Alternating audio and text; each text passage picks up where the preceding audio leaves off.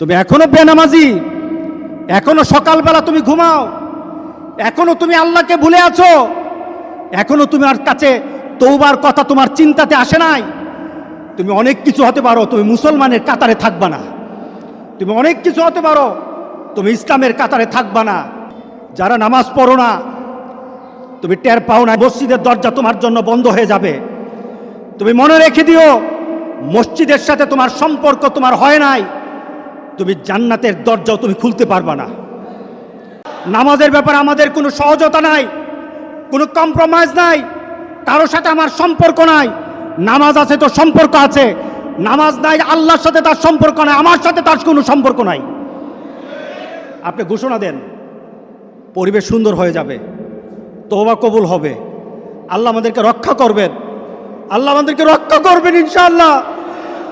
আল্লাহর কাছে তওবা করে করে কাঁদি, মাবুদ